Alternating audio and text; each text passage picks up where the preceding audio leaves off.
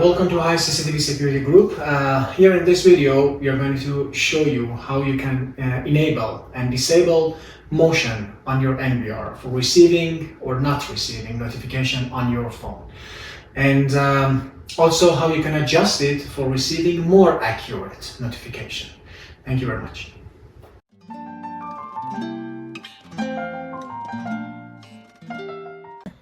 To disable your alarm notifications, you need to right-click and enter the main menu.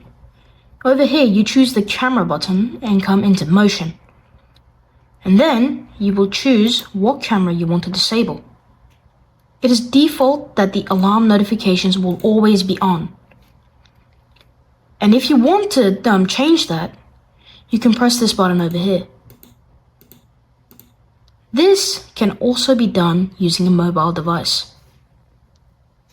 If you choose to have it enabled, you can also select specific spaces where you want it to be active.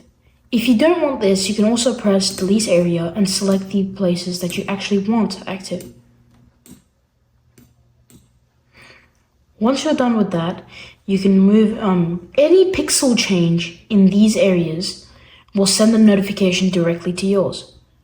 If you're receiving too many notifications of like a fly buzzing by or a mosquito, you can also lower the sensitivity so that it will only send you a notification when there are large objects moving by.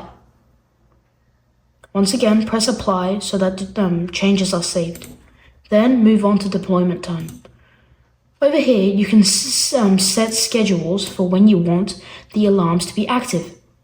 When it is blue, it means that they are active. But if you choose for times that it doesn't want to be active, you can always press this button and select the time periods that you don't want to be active.